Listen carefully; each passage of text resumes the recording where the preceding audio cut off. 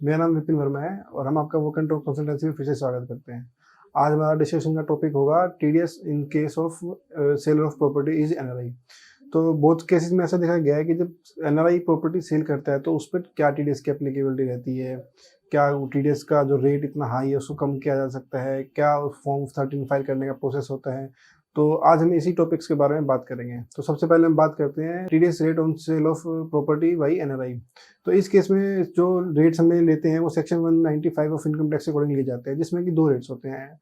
For long term capital gain it's 20% and in case of short term capital gain जो भी NRI का tax slab होगा उसके according वो टीडीएस लिया जाता है।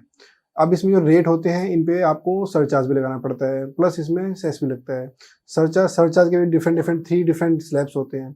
अगर आपकी प्रॉपर्टी की वैल्यू 50 लाख से कम है तो सरचार्ज 0 है। अगर आपकी प्रॉपर्टी की वैल्यू 50 लाख से 1 करोड़ के बीच में है तो आपका सरचार्ज 10% लगता है।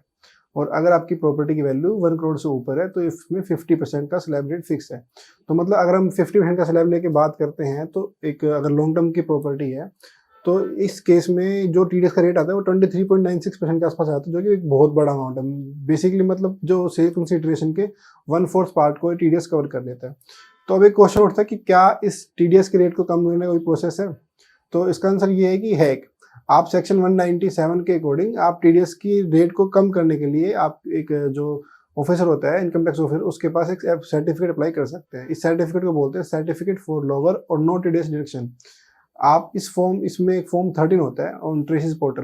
तो ट्रेसिस पोर्टल पे आप जाके इस फॉर्म को फाइल करके आप अपने ऑफिसर को सारी चेकिंग करवा करके अपने टीडीएस डिडक्शन की रेट की आप सर्टिफिकेट ला सकते हैं।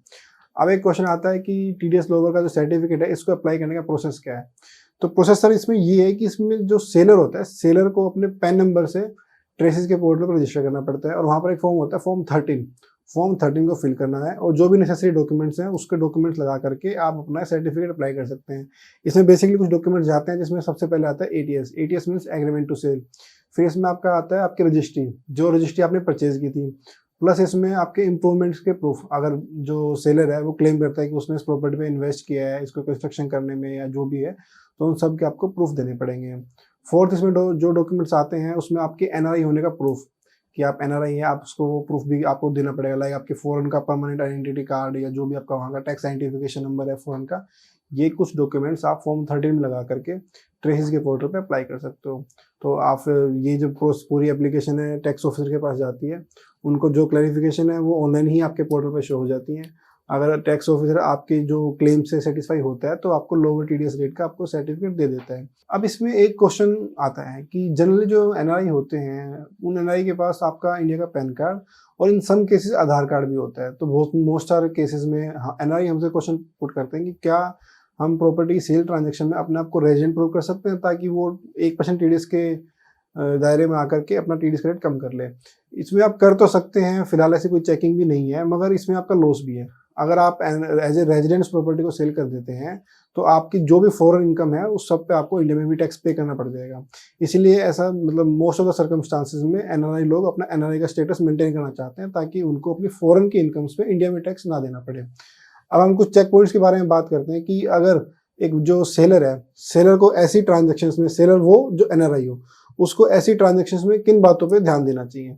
सबसे पहले उसको अपने टीडीएस लोअर का सर्टिफिकेट हमेशा ही अप्लाई करना चाहिए, क्योंकि जो जनरली जो 20% प्लस सरचार्ज जो 24% के आसपास पहुंच जाता है वो एक अच्छा खासा अमाउंट है जो कि बायर का 1/4 ऑफ द ग्रॉस रिसिप्ट को कम कर जाता है। तो उसको अपना अमाउंट कम करना चाहिए। जो भी टीडीएस का सर्टिफिकेट मिलता है या फिर हायर अमाउंट का, उसको अपने सेलर से फॉर्म 16A जरूर लेना चाहिए। एनआरआई को अपनी आईटीआर जरूर फाइल करनी चाहिए ताकि उसका जो भी टीडीएस अगर एक्स्ट्रा कटा है इन एडिशन टू टैक्स वो उसको रिफंड मिल सके। और अपने सारे डॉक्यूमेंटेशन जो भी इसके इंडिया में कंप्लायंस बनते हैं वो सब करने चाहिए। अब इसमें आता है बायर का पर्सपेक्टिव कि ऐसी ट्रांजैक्शन जिसमें सेलर एनआरआई है, बायर को क्या क्या चीज़ों पर ध्यान देना चाहिए। बायर को कोई भी अमाउंट एज एडवांस तब तक नहीं देना चाहिए, या तो जब तक सेलर आपके हायर अमाउंट ऑफ टीडीएस या फिर लोअर अमाउंट ऑफ टीडीएस का जो रेट सर्टिफिकेट उसको मिल जाए।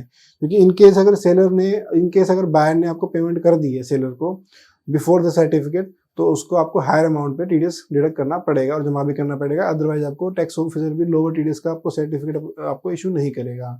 आपको एज ए बायर आपको 10 नंबर अप्लाई करना पड़ता है और उस 10 नंबर से अपनी रिटर्न जरूर फाइल करें, जो भी आपको लोअर डिडक्शन का सर्टिफिकेट बाय द सेलर आपको प्रोवाइड किया गया है। और आप अपनी जो भी आपकी जो डॉक्यूमेंट्री कंप्लायंस है वो करने के बाद जो रजिस्ट्री के डॉक्यूमेंट्स हैं वो कुछ कॉपी सेलर को भी दे दे ताकि वो अपनी आइटम फाइल कर सके। तो ये सारा एक प्रोसेस रहता है एनआरआई के केस में। अब इसमें इसके और भी कुछ हम जो नेक्स्ट वीडियो में बात करेंगे कि क्या प्रॉपर्टी सेल करने के बाद एनआरआई उस पैसे को अगर इंडिया में इन्वेस्ट करना चाहता है तो क्या उसको क्या छूट मिल सकती है, या एनआरआई उस पैसे को अगर फॉरेन लेके जाना चाहता है तो उससे क्या प्रोसेस है। तो stay tune in for more updates, इसके बारे में हम अपनी नेक्स्ट वीडियो में डिस्कस करेंगे।